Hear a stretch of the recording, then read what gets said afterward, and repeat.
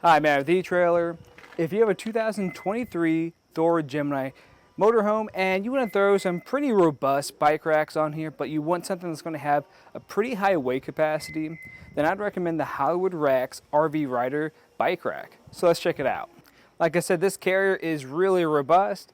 Even when I go to shake it, it's not moving a whole lot. The only reason why it's moving this much is because we have a pivot point on here. I'll talk a little bit more about that later on. But even with me shaking it pretty hard, we're not making contact with our vehicle. It's still not even making contact with my hand, so in most cases you should be fine. Now if you run into any of those really just bumpy roads, you might just want to keep an eye on it to make sure it's not going to make contact with anything. And it's also going to have that really heavy weight capacity of up to 80 pounds per bike, and we're going to be able to carry 2 bikes on here. And typically, a lot of times, if you have something as robust as this and has that really high weight capacity, if it does have a tilt, there's going to be a couple steps to activating it.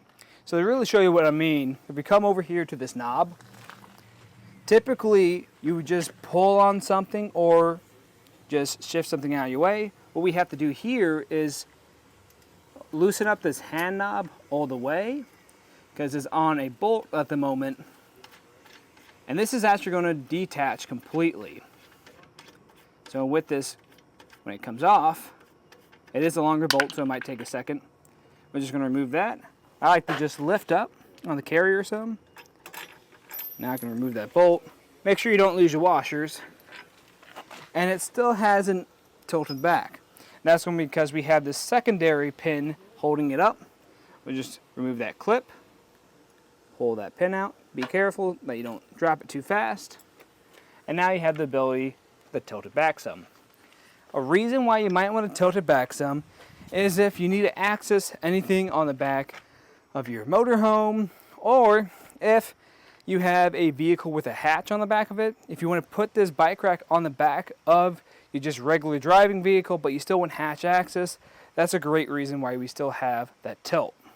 Now I already put my rack back into the seated position. It's those same steps you used the tilted back, just in reverse. But if we want to take a closer look at this rack, I'm going to have to remove my bike.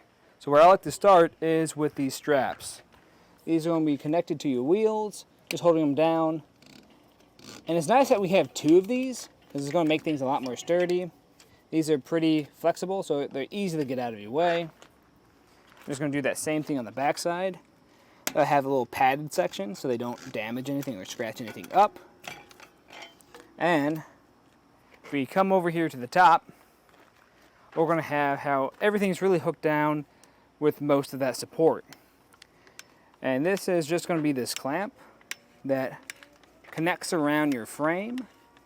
So if you have any carbon frame bikes, I wouldn't really want to recommend them, since this could scratch some things up. Now this will accommodate some alternative frame bikes, since it does have the ability to really pivot and rotate some. I'll really show you what I mean. I'll loosen this up a bit more. But yeah, I can pivot all 360 like that, or just swing around. But when you're done with this, all you have to do is lift up on your bike and take it off. Now if you do have a heavy e-bike, which I recommend using a lot of heavy e-bikes with this, it still will probably be a little bit heavy just to lift off, just because we do have the center mass in our way. So, to show you what I mean, I'm just going to lift around here, just like that, and remove it. And with it off, you can take it out for a ride. Just make sure when you have your bike off and you're ready to hit the road again, you put everything back down, so you don't want these straps bouncing around as you drive. Now, talking about this cradle too, what's nice is this is a pretty large cradle with some pretty large straps. So they're great if you have any of those 5-inch fat tires. And what's also neat is if we loosen up this wing nut here, I can actually slide this up and down on this bar.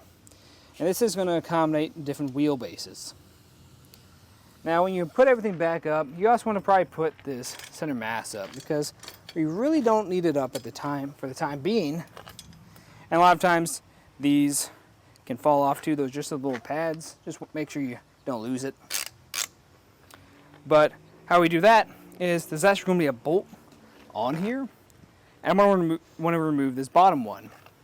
On the back side there is going to be a little knob. It's going to be a similar process as for like tilting it back too. We're still going to remove this knob completely. We're going to have some washers back here. Make sure you don't lose them. And then we're going to have that carriage bolt that comes all the way out. And then you all you have to do is push on this, and it'll fold down. Now I know that is quite a few steps just to put this into the down position, but it's built that way because it is motorhome approved. It's a pretty robust rack. So all this in tandem together is kind of what gives us that ability.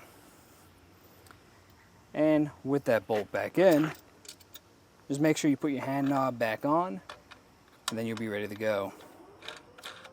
Now let's get a few measurements just to see how this is going to live back here. So the first measurement I'm going to get is going to be a ground clearance. That's going to be about 23.5 inches, which is pretty good. It is something to consider though when you are lifting those heavy e-bikes up here. It might be a little bit heavy, so definitely keep that in mind or grab a friend to help you out. And then the next measurement I'm going to get is going to be the distance from our bumper. That's going to be about 23 inches, which is pretty nice. That's actually kind of compact for most carriers or 2-bike carriers, because especially if you are driving this larger vehicle, you're going to find some tight spots, so you're going to want to save some space. And talk about saving space, you can actually put this in the folded position if you don't have any bikes on here. And to do that, we're going to come back over to that knob. The same ones that we used to tilt it back earlier. You're going to have to remove it again. So, like I said, this might take a minute when you're unthreading that because it is a longer bolt. Make sure we grab those washers, push that bolt through, but instead of pushing down, we're going to be pushing up this time. So we don't have to remove that supporting pin. You reach a spot where it just kind of stops. We still have a bit of an angle on it, but once it's at this point, we're just going to grab that carriage bolt, push it back through. Once it's through, we'll make sure we grab our washers and that hand knob again and thread it back on. Try not to drop it, but once you have it on, we can get another measurement to see how far it's going to save, or how much space is going to save us this time. So that total space we're saving from our back bumper is going to be, now it's only sticking out a little bit over 14 inches. So that's actually pretty good. And the way this is going to install is we're going to have a 2-inch shank. That's going to go into your 2-inch hitch receiver. Then we're going to have an anti-rattle bolt. Just make sure you have a 3/4 socket and wrench on hand so you can install that. And we're going to have a lock core that goes at the end of it. That lock core is going to add extra security, and that anti-rattle bolt is going to prevent this from rattling around in your hitch receiver, giving you that secure fit. That lock core is also going to use the same key system as the lock cores on your clamps to hold your bikes down. In my opinion, I think this is a great rack if you're looking for something that's robust and it's going to have that really heavy weight capacity.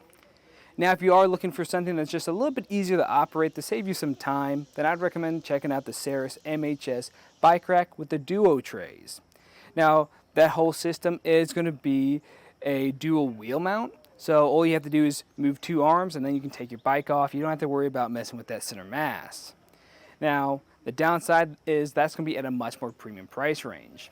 And the reason why this one is a little bit, or it takes a bit longer to work with, is just because all those extra bolts are there in place to make sure this is going to last you a long time.